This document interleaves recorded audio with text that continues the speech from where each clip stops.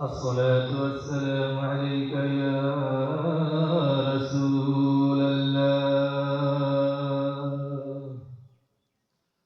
الصلاة والسلام عليك يا حبيب الله. الصلاة والسلام عليك يا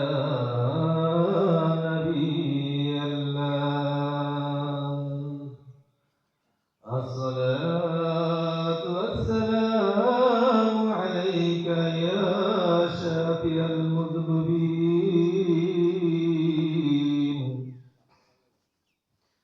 الصلاة والسلام عليك يا رحمة للعالمين.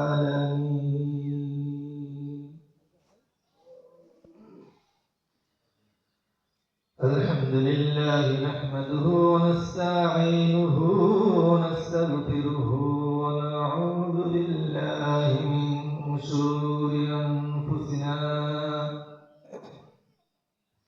من يهده الله فلا مضل له ومن يضلله فلا هادي له.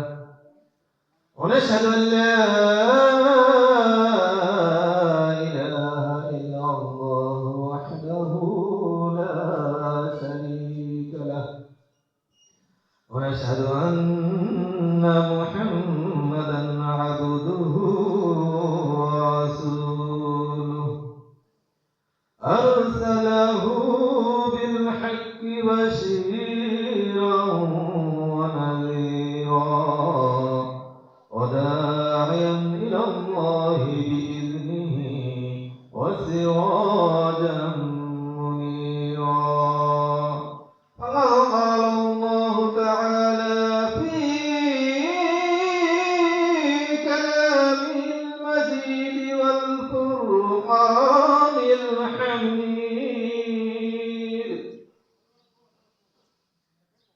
أعوذ بالله من الشيطان الرجيم.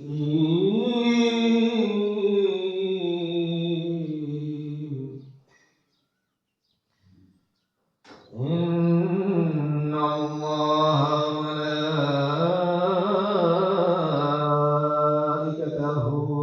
يصلون على النبي يا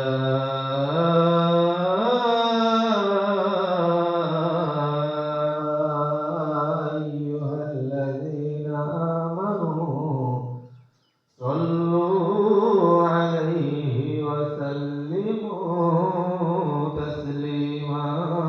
اللهم صل على سيدنا مولانا محمد وعلى آل سيدنا مولانا محمد. اللهم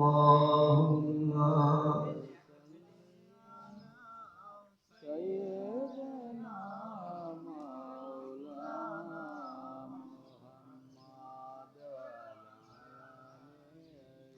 سيدنا مولانا محمد. الشيخ محمود خدا دست المحسن لا تؤمنه من قبله हर आप हर गरी उम्मती उम्मती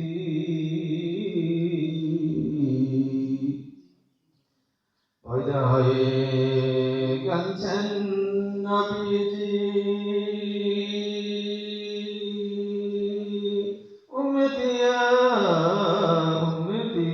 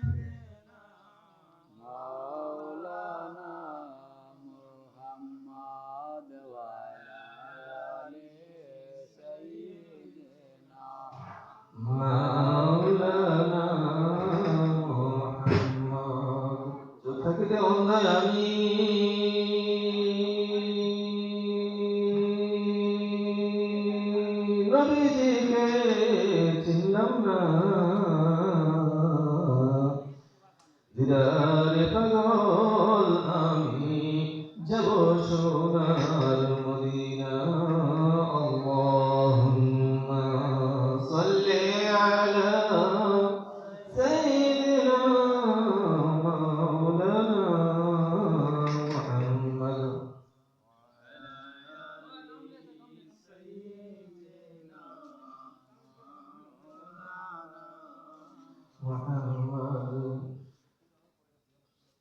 আমরা একটু সংক্ষিপ্ত জিকির করে আমরা চলে যাবো ইনশাআল্লাহ।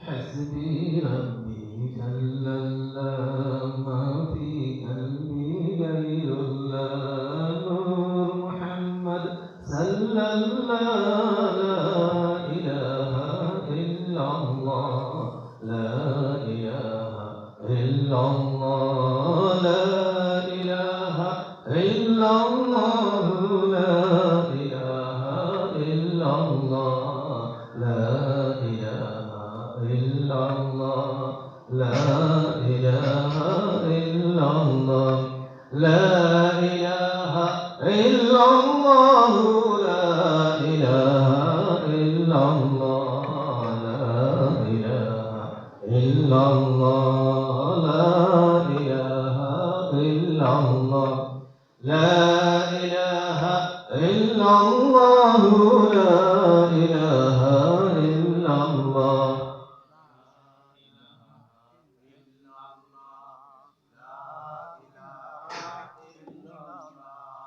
لا إله إلا الله لا إله إلا الله الله মাবুদ নাই নবী ছাড়া উপায় নাই ওই নবীকে পেতে হলে ওই নবীকে পেতে হলে ওলি আল্লাহর দুয়া চাই লা ইলাহা ইল্লাল্লাহ লা ইলাহা ইল্লাল্লাহ লা ইলাহা ইল্লাল্লাহ লা ইলাহা ইল্লাল্লাহ লা ইলাহা ইল্লাল্লাহ লা ইলাহা ইল্লাল্লাহ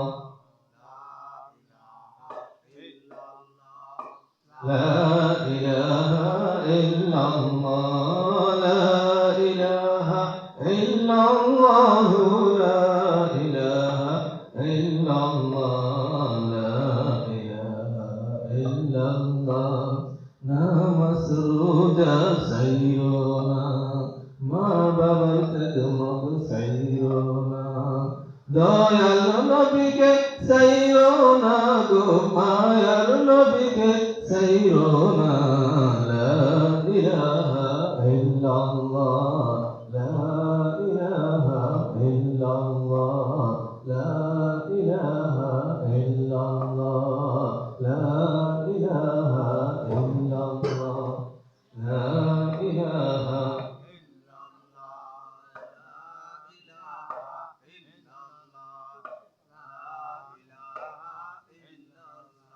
لا إله إلا الله لا إله إلا الله لا إله إلا الله لا إله إلا الله لا إله إلا الله বহু দূরে মদিনা হাই কেমন যাব জানি না দয়ার আল্লাহ দয়া কর দয়ার আল্লাহ দয়া কর মিঠাও মনে বাসনা লা ইলাহা ইল্লাল্লাহ লা ইলাহা ইল্লাল্লাহ লা ইলাহা ইল্লাল্লাহ লা ইলাহা ইল্লাল্লাহ লা ইলাহা ইল্লাল্লাহ লা ইলাহা ইল্লাল্লাহ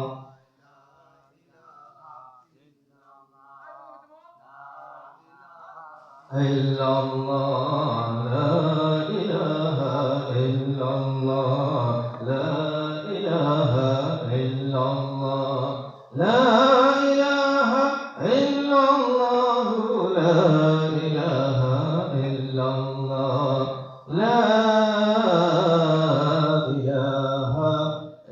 ইল্লাল্লাহু মুহাম্মাদুর রাসূলুল্লাহ সাল্লাল্লাহু আলাইহি ওয়াসাল্লাম। কুরআন ইয়া রাসূলুল্লাহ। আলহামদুলিল্লাহ, মহান আল্লাহ তাআলার লাখ কোটি শুকরিয়া যে আল্লাহ তাআলা দয়া করে মায়া করে দ্বীনি মজলিসে পবিত্র মিলন মেলা মাহফিলে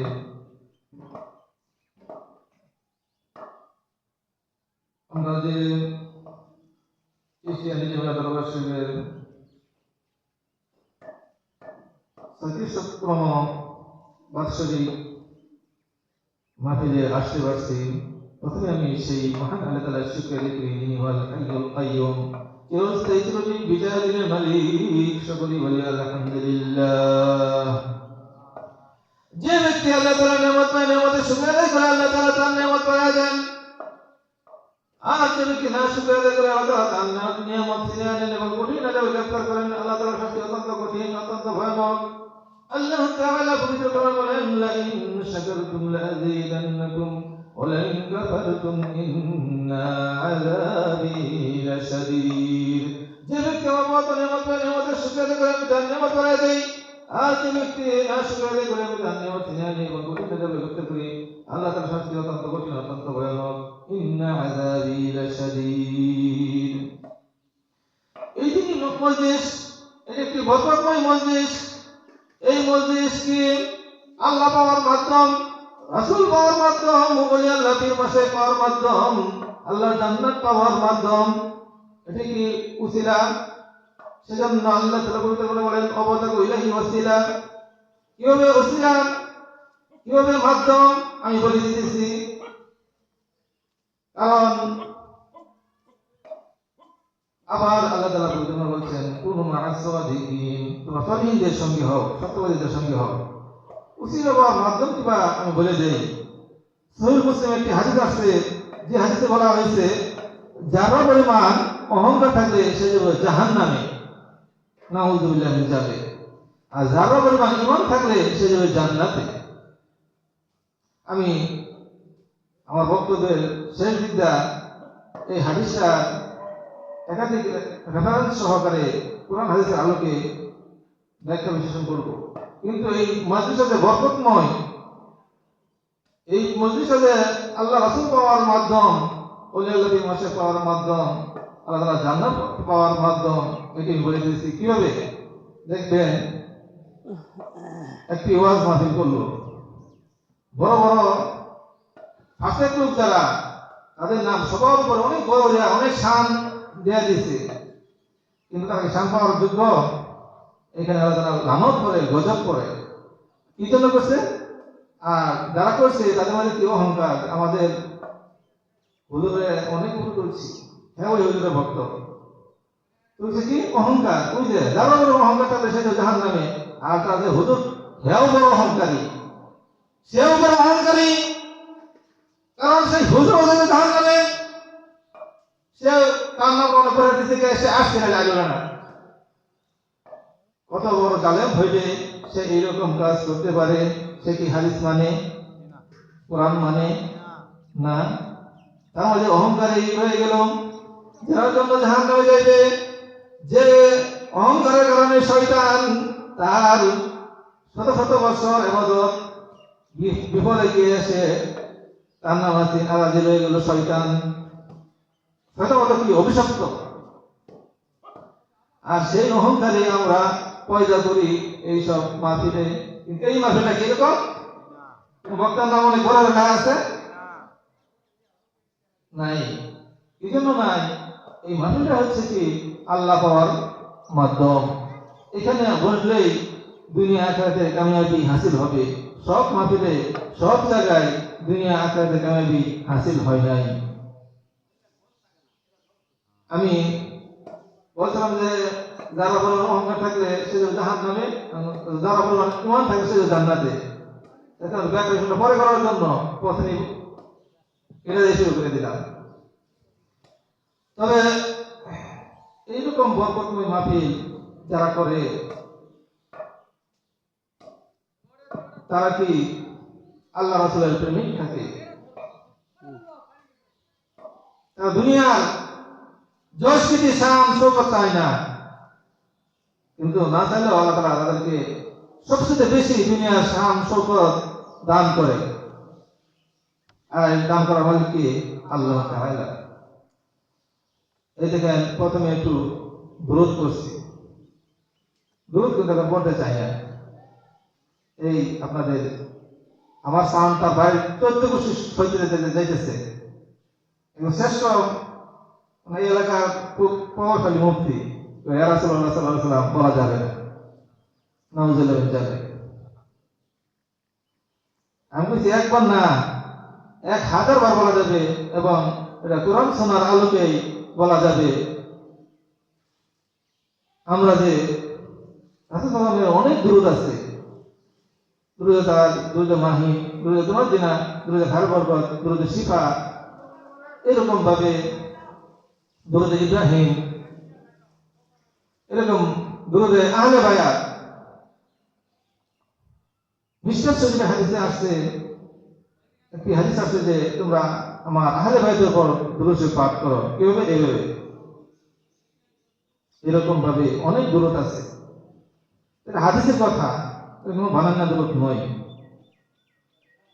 কিন্তু তারা দুরূদ পড়া যাবে না, কি করলে কি করবো? বেদাত হইব, নাউজুবিল্লাহ মিন যালিক।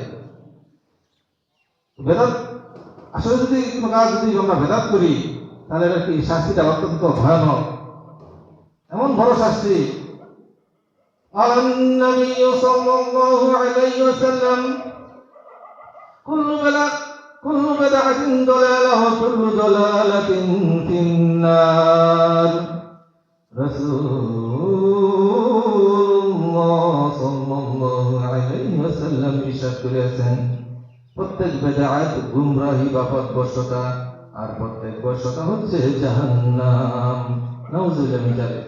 এদিকে কোনো কাজ বেদাত করা যাবে না। বেদাত কি? যে রাসূলুল্লাহ সাল্লাল্লাহু আলাইহি ওয়াসাল্লাম করে নাই, সাহাবীগণ করে নাই, তাবিঈগণ করে নাই, আহলে বায়াতগণ করে নাই, তাহাই বেদাত। নতুন কিছু দিনের মধ্যে আবিষ্কার করাই বেদাত। আমরা কি আমাদের এই মজলিসটা কি বেদাত মুক্ত, অহংকার মুক্ত?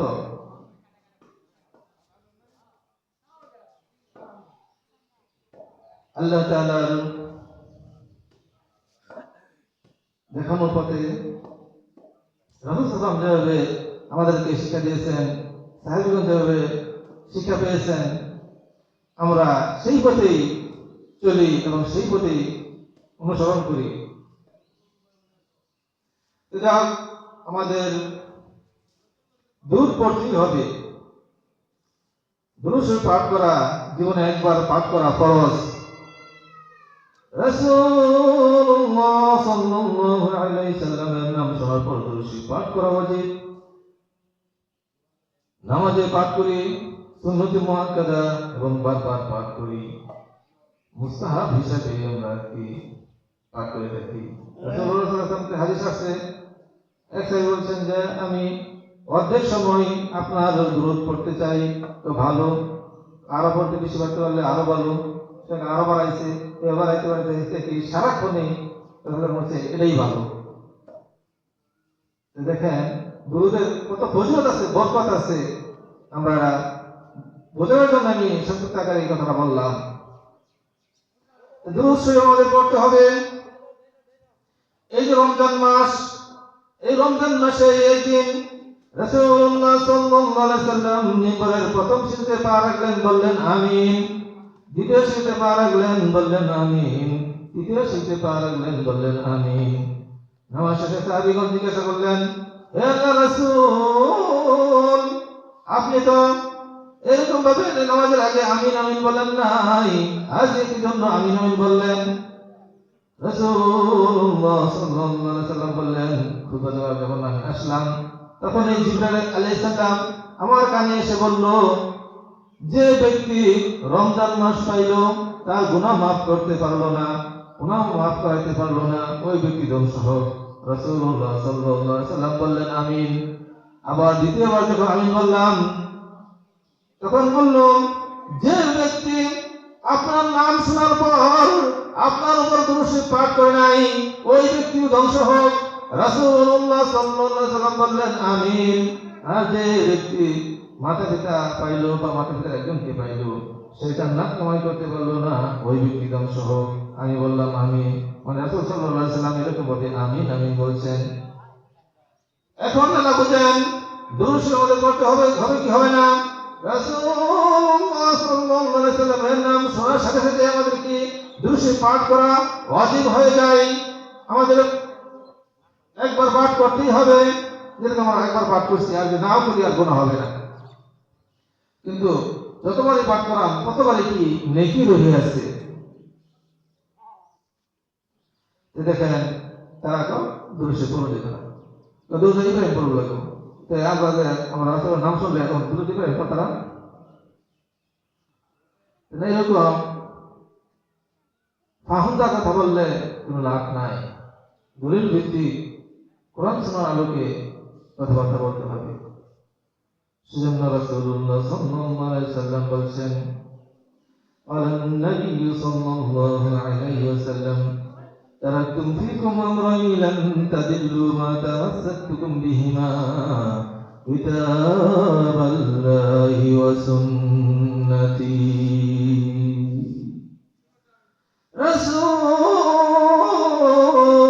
রাসূলুল্লাহ সাল্লাল্লাহু আলাইহি ওয়াসাল্লাম ইরশাদ করেছেন, আমি তোমাদের মাঝে দুটি জিনিস রেখে যাচ্ছি, যদি তোমরা এই দুটি জিনিস আঁকড়ে ধরো তাহলে তোমরা পথভ্রষ্ট হইব না। এক হচ্ছে আমার কোরআন আল কিতাব, দ্বিতীয় হচ্ছে আমার সুন্নাহ আল হাদিস। যদি আল্লাহ তাআলার কিতাব আল কোরআন এবং রাসূলুল্লাহ সাল্লাল্লাহু আলাইহি ওয়াসাল্লামের সুন্নাহ আল হাদিস যদি আমরা আঁকড়ে ধরি তাহলে আমরা কি হব না? পথভ্রষ্ট হইব না। আবার আরেকটা হাদিস আছে যে আমি তোমাদের মাঝে দুটি জিনিস রেখে যাচ্ছি, কিতাবুল্লাহ ওয়া আহলে বাইতিহি। আল্লাহ তাআলার কিতাব আল কোরআন, দ্বিতীয় হচ্ছে আমার আহলে বায়াত। তোমরা যদি এই দুটি জিনিস আঁকড়ে ধরো তাহলে তোমরা কি হবে না? পথভ্রষ্ট হইবা না। যারা এই আহলে বায়াতের দুশমনী করে, যারা যাদের মাঝে আহলে বায়াতের প্রেম নাই, তারা কি জান্নাতে আশা করতে পারবে? তারা কি সঠিক রাস্তায় আছে? কি জন্য নাই? হাদিসের ভাষায় কি তারা পথভ্রষ্ট হয়ে গেছে। যদি কিতাবুল্লাহ আল্লাহ তাআলার কিতাব এবং রাসূলুল্লাহ সাল্লাল্লাহু আলাইহি ওয়াসাল্লাম হাদিস আহলে বায়াত যে আমরা আঁকড়ে ধরি, এই দুটোর জন্য অনুসরণ করি, তাহলে আমরা কি সঠিক পথে আছি। আর যদি এই দুটোর অনুসরণ না করি তাহলে কি পথভ্রষ্ট হয়ে গেছি। তাই আমাদের এই দুটি জিনিস আঁকড়ে ধরতে হবে। আমি সংক্ষিপ্ত আকারে এই দুরুদের কিছু কথাবার্তা বলার চেষ্টা করেছিলাম। কারণ কি লিগা বলে দুরুদ বেদাত, সেজন্য কিন্তু এখন দুরুদ পড়তে চায় না। আমরা পড়লেও আগে যদি যে কোনো ভালো কাজের শুরুতে আমরা কি দুরুদ পড়তাম, এখন আমরা পড়ি, কিন্তু পড়লে যে মহব্বতের একটা জোয়ার ছিল সেটা নাই। কি জন্য নাই? ওই যে বলে বেদাত বেদাত, অন্ত আমি আন্দাজে ভরা ভরে দিন ঠেলা খাই, এলে আর ভরে না। হাদিসের ভাষ্য কি? যে কোনো ভালো কাজের আগে বলে দুরূদ শরীফ পাঠ করা। পাঠ করলে কি হয়? এই জোড়া আল্লাহর কাছে ডাইরেক্ট কবুল হয়ে যায়। আর যদি পাঠ না করে আগে বলে দুরূদ শরীফ না থাকে, তাহলে প্রথম আসমানে ঝুলন্ত থাকে। তাদের কিন্তু এই দেখেন দুরূদ শরীফ পড়তে চায়। আমরা ইসলামরা দেখতাম কি যে কোনো মজলিসের আগে পরে দুরূদ হতো, আর দুরূদের টান দিলে সবাই মহব্বতে দুরূদ পড়তো। এখন আস্তে আস্তে মহব্বত কমে গেছে। কি জন্য কমে গেছে? ওই যে ইহুদিদের দল হুসেন রাদিয়াল্লাহু শহীদ করছে না? যদি মহব্বত করতে পারতো, নবীর প্রেম মহব্বত থাকলে, আহলে বাইতের প্রেম মহব্বত থাকলে করতে পারতো না। তারা নামাজও পড়ছে, রোজাও রাখছে, কিন্তু কি নাই? আহলে বাইতের প্রেম নাই। কিন্তু আমরা যদি এই প্রেম ছাড়া যদি আমরা ইবাদত করি তো কেমন হবে? এজিদের মতন হবে। এইরকম ভাবে দুরূদ শরীফ আমাদের বেশি বেশি করে পাঠ করতে হবে। সেজন্য রাসূলুল্লাহ সাল্লাল্লাহু আলাইহি ওয়াসাল্লাম বলছেন, কেউ যদি একবার দুরূদ পাঠ করে তার আমল নামায় একটি নেক লেখা হয় এবং একটি গুনাহ মাফ করে দেওয়া হয় এবং বেহেশতে তাদের মর্তবা বৃদ্ধি করে দেওয়া হয়। এক হাদিসে আছে, কেউ যদি জুম্মার দিন একবার দুরূদ পাঠ করে তাহলে তার আমল নামায় 10টি নেক লেখা হয়, 10টি গুনাহ মাফ করে দেওয়া হয় এবং বেহেশতে 10টি মর্তবা বৃদ্ধি করে দেওয়া হয়। এখন আপনারা বলেন 200 মিটার পড়তে হবে কিনা? এরকম ভাবে দুধে খায়ের বরকত আছে, এটা বললে আল্লাহ তাআলা আমাদেরকে দুনিয়া আখিরাতে বরকত দান করবেন। যেমন অনেক সময় পড়ে থাকি, যে কোনো মিলাদ বা জিকিরের মাহফিলে আগে পড়ে থাকি, আল্লাহুম্মা সাল্লি আলা সাইয়্যিদিনা ওয়া নাবিয়িনা ওয়া শাফিয়িনা ওয়া হাবিবানা ওয়া মাওলানা মুহাম্মাদিন সাল্লাল্লাহু আলাইহি ওয়া আলা আলিহি ওয়া আসহাবিহি ওয়া আজওয়াজিহি ওয়া বারিক ওয়া সাল্লিম। এটা বলে থাকি না? এটা এরকম, এটা পড়লে বিশেষ করে পাঠ করলে আল্লাহ তাআলা তাকে দুনিয়া আখিরাতে খায়ের বরকত দান করেন, কল্যাণ দান করেন। এরকম ভাবে আমাদের প্রত্যেকটি কাজ করতে হবে পবিত্র কোরআন সুন্নাহ অনুযায়ী, দুরূদ শরীফ পড়তে হবে, তাও কি হাদিস অনুযায়ী, হাদিস ছাড়া নয়। যে কোনো আন্দাজে দুরূদ পড়া যাবে না। হাদিসে অনেক দুরূদ আছে, যা এরকম ভাবে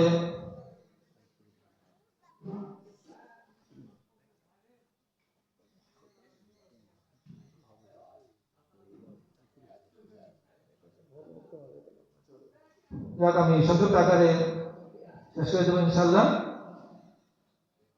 জিকির আমরা প্রথম জিকির করলাম লা ইলাহা ইল্লাল্লাহ, এর একটু ফজিলত বলে শেষ করব। এখন জিকির করতে চাই না, জিকির আমাদের বেশি বেশি করে পাঠ করতে হবে।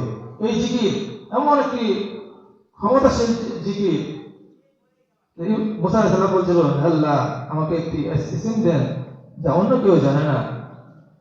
আল্লাহ তাআলা বললেন, তিনি বললেন লা ইলাহা ইল্লাল্লাহ। মুসা আলাইহিস সালাম বললেন, এটা তো সবাই জানে। হে মুসা, তুমি জানো না? সাত আসমান জমিন যদি এক পাল্লায় রাখা হয়, লা ইলাহা ইল্লাল্লাহ যদি এক পাল্লায় রাখা হয়, লা ইলাহা ইল্লাল্লাহ এক পাল্লায় পারি হয়ে যাবে।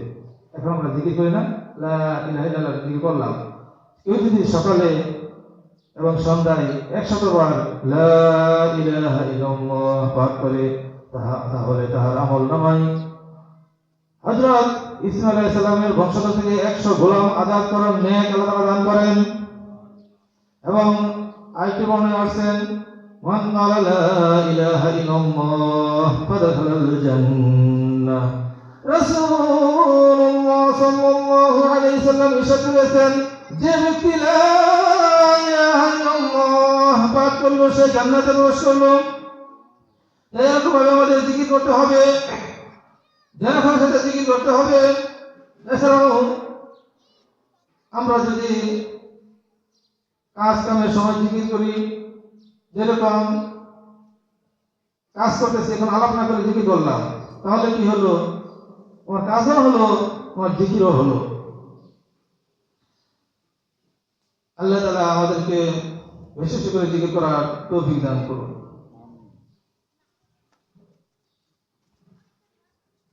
আমি সূরা ইখলাসের সংক্ষিপ্ত অনুবাদ সানাজুল তাফসীর করার সময় নাই, যে কারণে সংক্ষিপ্ত আকারে আমি বলে শেষ করে দেব ইনশাআল্লাহ।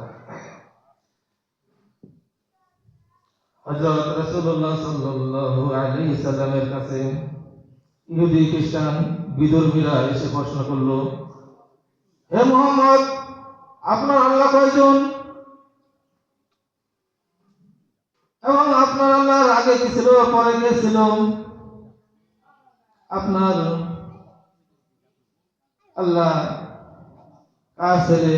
আপনার আল্লাহর পিতাকে, মাকে, এই সকল প্রশ্ন করা শুরু করলো। তখন আল্লাহ তাআলা হযরত জিবরাইল আলাইহিস সালামকে পাঠালেন এবং বললেন, যাও তুমি রাসূলুল্লাহ সাল্লাল্লাহু আলাইহি ওয়াসাল্লামকে বলো, কুল হুয়াল্লাহু আহাদ, আল্লাহ তাআলা আছেন এক ও অদ্বিতীয়, আল্লাহুস সামাদ, তিনি হচ্ছেন অমুখাপেক্ষী, তিনি কারো মুখাপেক্ষী নন। লাম ইয়ালিদ ওয়া লাম ইউলাদ, তিনি কাউকে জন্ম দেন না এবং কারো কাছে জন্মগ্রহণ করেন না। ওয়া লাম ইয়াকুল লাহু কুফুয়ান আহাদ, ওনার সমকক্ষ আর কেউ নাই। কুল হুয়াল্লাহু আহাদ, আপনি বলুন আল্লাহ তাআলা এক ও অদ্বিতীয়। এখন আপনারা বলতে পারেন এই কথা বলছেন, তারা বলতে পারতো না আল্লাহ তাআলা এক নয়। আল্লাহ তাআলা এমন একটি শব্দ ব্যবহার করছেন যা ইহুদি খ্রিস্টান বিদ্রোহীরা জানে না। যেরকম কুল হুয়াল্লাহু আহাদ, আহাদ অর্থ হচ্ছে এক বা অদ্বিতীয় শব্দ, আর আরবিতে বলা হয় ওয়াহিদ, এক। আহাদ শব্দটা ব্যবহার করছে এই কারণেই যে তারা অদ্বিতীয় এর বিভিন্ন শব্দ না বলতে পারে। যেরকম যদি ওয়াহিদ হইত তাহলে ওয়াহিদ স্থানে সালাসা আরবা খামসুন, 1 2 3 4 5, আর ইংরেজিতে বলা হয় 1 2 3 4 5। তারা বলতো যে 1 2 3, একের পর 2 আছে, তুমি এক করে লিখবো, একের পর সিরিয়াল তো আছে, এইভাবে বলে আসতো। সেগুলো তারা আর বলতে পারে নাই। আল্লাহ তাআলা এভাবে কাফের মুশরিকদেরকে সূরা ইখলাস দ্বারা আল্লাহ তাআলা একত্ববাদের স্বীকার, যে আল্লাহ তাআলা এক, আল্লাহ তাআলা অদ্বিতীয়, তার কোনো শরীক নাই। আর তারা যে বলছিল যে আল্লাহ তাআলা তোমার আল্লাহ পিতাকে, মাকে, ছেলেকে, কি জন্য বলছিল? তারা হযরত ঈসা আলাইহিস সালামকে আল্লাহ তাআলার ছেলে মনে করে। আমরা যে আল্লাহ মানি তারা সেই আল্লাহকে মানে, কিন্তু মারিয়াম আলাইহিস সালামকে আল্লাহ তাআলার স্ত্রী মনে করে। নাউযুবিল্লাহ মিন যালিক। সেজন্য আল্লাহ তাআলা বলেছেন কি উনি কারো কাছে জন্মগ্রহণ করেন না এবং কাউকে জন্ম দেন না।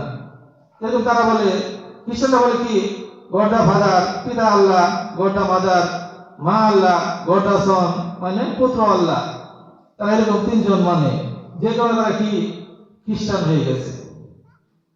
আর সেজন্যই যারা বলবেন ইমান থাকলে সে যাবে জান্নাতে, আর যে জান্নাতে যাবে এই দুনিয়ার 10 দুনিয়ার সমান জান্নাত পাইবে। এই সূরা ইখলাস এর অনেক তাৎপর্য রয়েছে,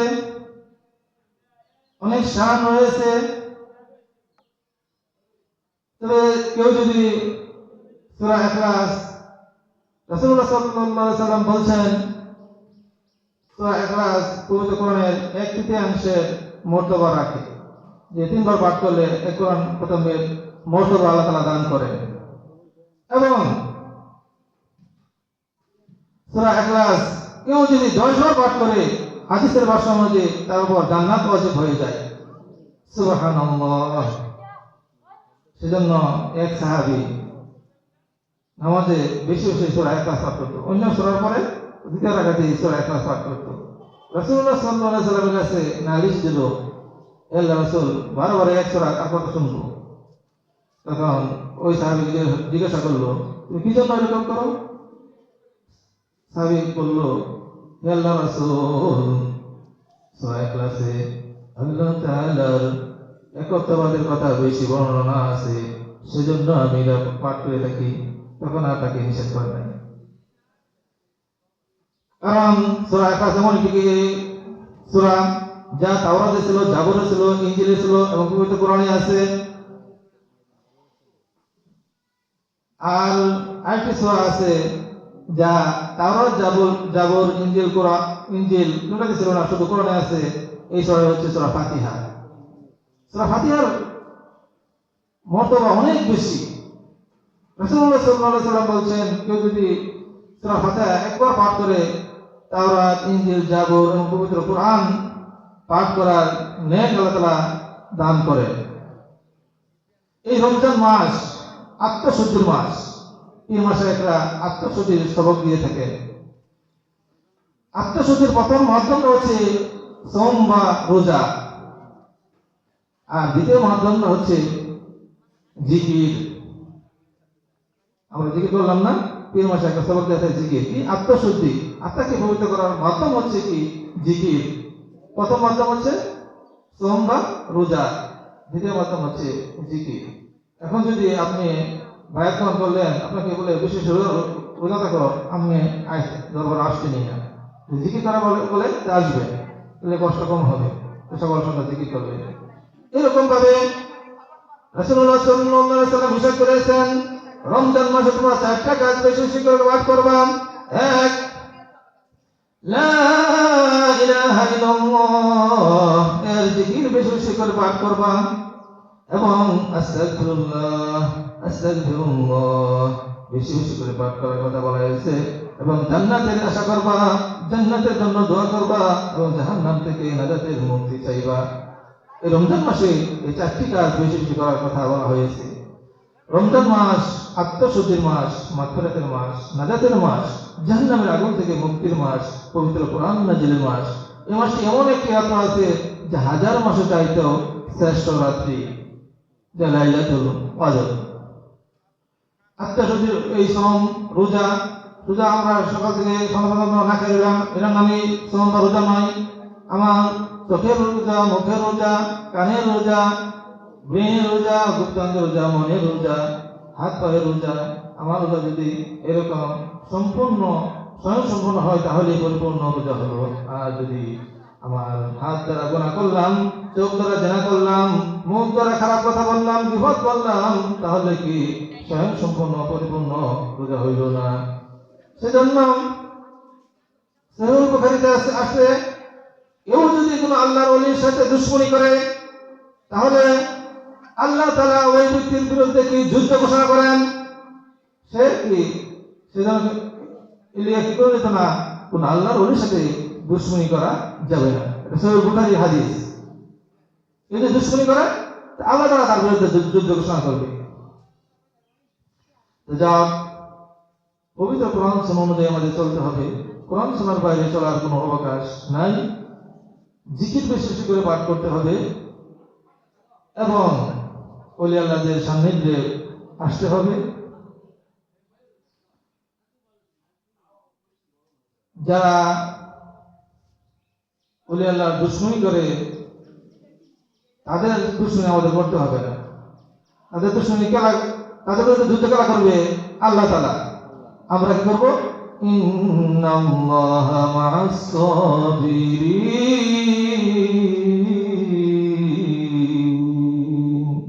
নিশ্চয়ই আল্লাহ তাআলা ধৈর্যশীলদের সাথে আছে। আমরা ধৈর্যের সাথে কাজ কাম করব। আল্লাহ তাআলা আমাদেরকে পবিত্র কোরআন সুন্নাহ অনুযায়ী চলার তৌফিক দান করুন। ওয়া আখিরু দাওয়ানা আলহামদুলিল্লাহি রাব্বিল আলামিন।